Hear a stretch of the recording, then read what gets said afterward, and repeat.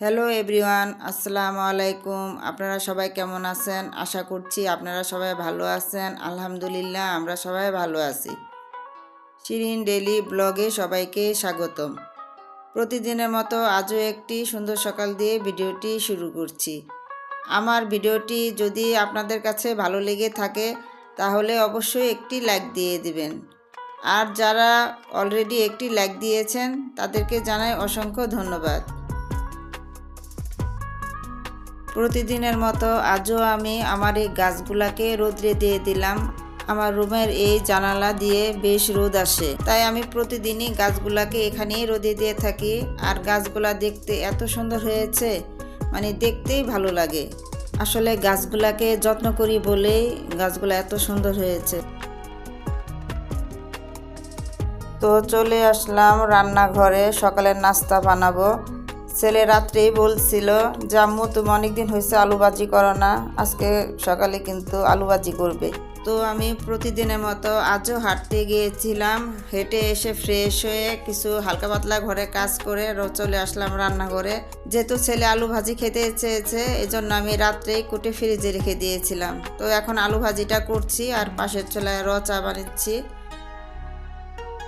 এখন রুটি বানাবো আর সাথে কলা আছে, হয়ে যাবে আমাদের সকালের নাস্তা।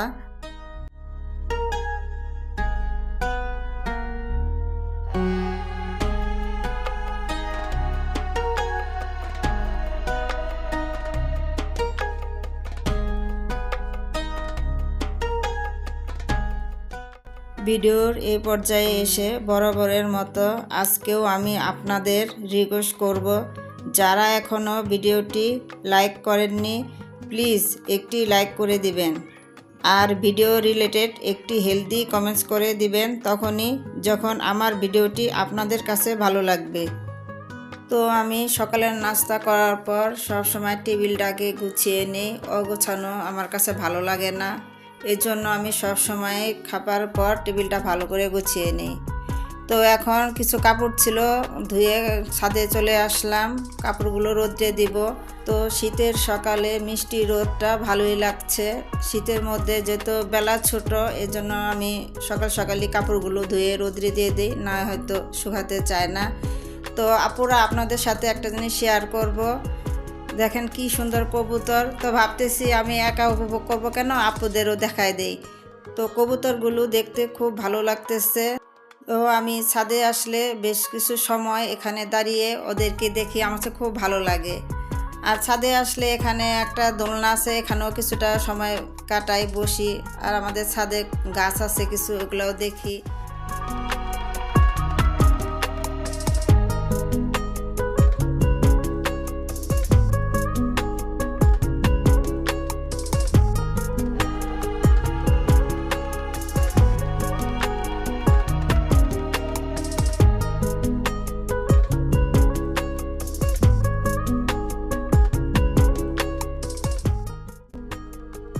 যেহেতু শীতের বেলা ছোট, এই জন্য কাপড়গুলো ধুয়ে আমি ছাদে দিয়ে আসছি। এখন প্লেট গ্লাসগুলো আমি ধুয়ে নেব, তারপর অন্যান্য কাজগুলো করে নেব।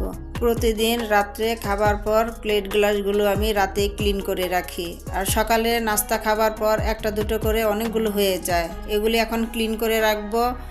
আর দুপুরে রান্না করার আগে আর যেগুলো হবে এগুলো তো ক্লিন করতেই হবে। আর আমি তখনই সাথে ক্লিন করে রাখি, একসাথে জমিয়ে রাখি না।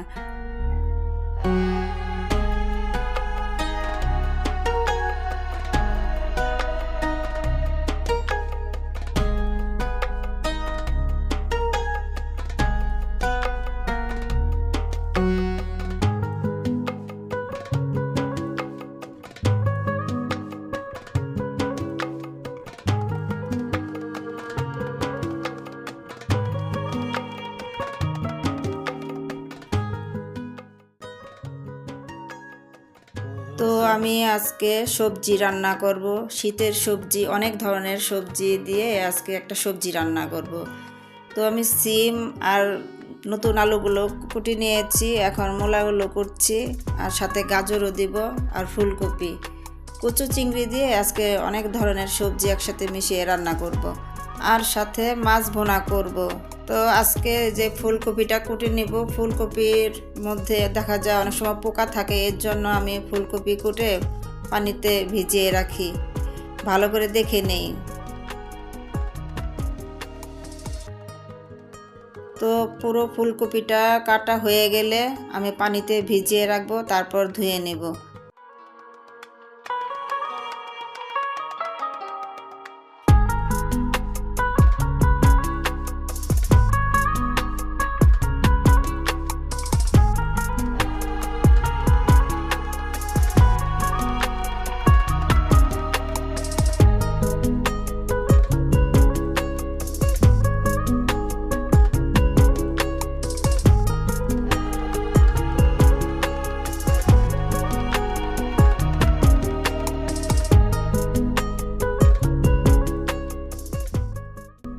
তো মশলাটা কষানো হয়ে গেছে, এখন আমি কচু চিংড়িগুলো দিয়ে দিব, দিয়ে আরও বেশ কিছুক্ষণ মশলাটা কষিয়ে নেব।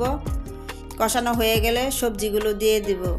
তো আপুরা, রান্না করার আগে আমি বেশ কিছু কাজ ঘরে করে নিয়েছি অফ ক্যামেরায়। বেডগুলো গুছিয়ে নিয়েছি। আর সংসারের আপুরা অনেক কাজ থাকে, এগুলো সব তো আর ক্যামেরাবন্দি করা যায় না। তো পাশাপাশি ওই কাজগুলো আমি করে নিয়েছি।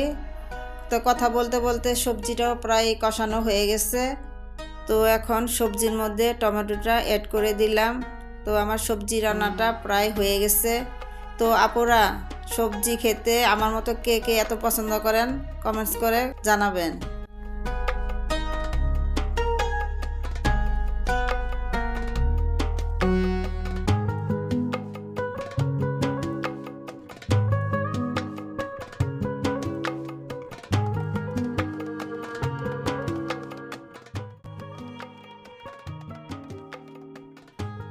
তো আমার সবজিটা রান্না হয়ে গেছে, আমি মাছটা বসিয়ে দিয়ে আসছি।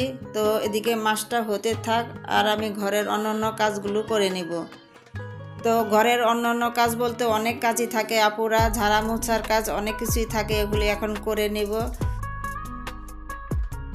তো আপু ভাইয়ারা, কাছে দূরে যে যেখান থেকে আমার ভিডিওটি দেখছেন, যদি আমার ভিডিওটি ভালো লেগে থাকে তাহলে অবশ্যই একটি লাইক দিয়ে দিবেন।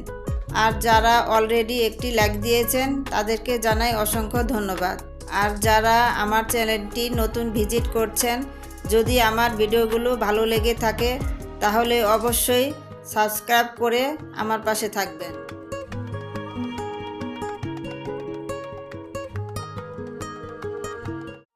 কথা বলতে বলতে ঘর ঝাড়ু দেওয়া আমার প্রায় শেষের দিকে।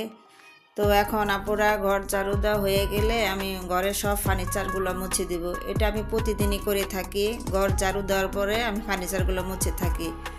তো আপুরা দেখেন তো গাছগুলা কি সুন্দর হয়েছে। এই গাছগুলো আমি কিছুদিন আগেই নার্সারি থেকে সংগ্রহ করে নিয়ে আসছি। তো গাছ ঘরে থাকলে না খুব ভালো লাগে। আর গাছগুলো যেখানেই রাখি না কেন ওইখানকার সৌন্দর্য এমনিতেই বেড়ে যায়। তো আপুরা, এই গাছগুলোর নাম আমি জানি না, যদি আপনারা জেনে থাকেন তাহলে আমাকে কমেন্টস করে জানাবেন। এই গাছগুলা নার্সারি থেকে যখন আমি সংগ্রহ করেছি তখন নামটা জানতে আমি ভুলে গেছি। তো এখন আপুরা, এই গাছটা এখন আমি আমার ঘরে টি টেবিলে কর্নারে রেখেছি। এখানটাতে কেমন লাগছে আপনাদের কাছে কমেন্টস করে জানাবেন।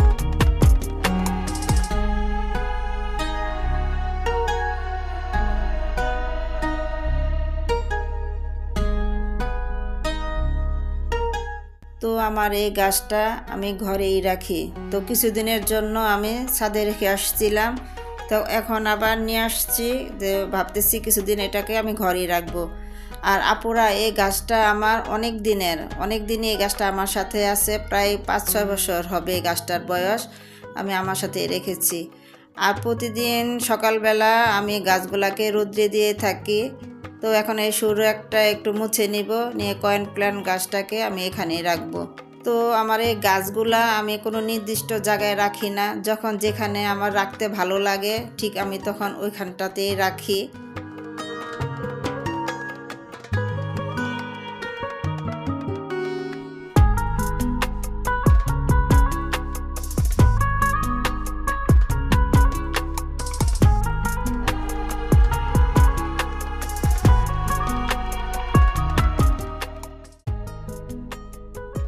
তো এখন বিকালবেলা থেকে ভিডিওটি শুরু করছি। তো এখন কিছু বাজার আছে, এগুলি এখন গুছিয়ে রাখবো। সময় সুযোগের জন্য গোছানো হয়নি, তো ভাবলাম বিকেলবেলা কিছু সময় আছে, এখন এগুলো গুছিয়ে নেব। তো পাস্তাটা আগে আমি জারে রাখবো, আর এই পাস্তা আমার ছেলের খুব পছন্দের খাবার। তো এই পাস্তা শেষ না হতে আমি আবার নিয়ে আসি, যেহেতু ওই খুব পছন্দ করে এর জন্য।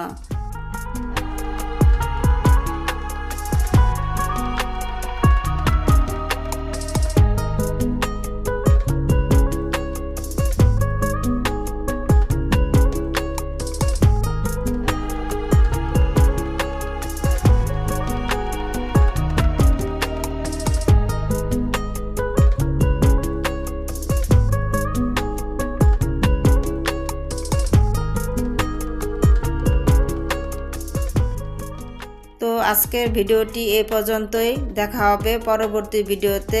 সবাই ভালো থাকবেন, সুস্থ থাকবেন, আমার জন্য দোয়া করবেন। আর আমার ভিডিওটি ভালো লেগে থাকলে আপনার আত্মীয় স্বজন বন্ধু বান্ধবের কাছে বেশি বেশি শেয়ার করে দেবেন। আল্লাহ হাফেজ।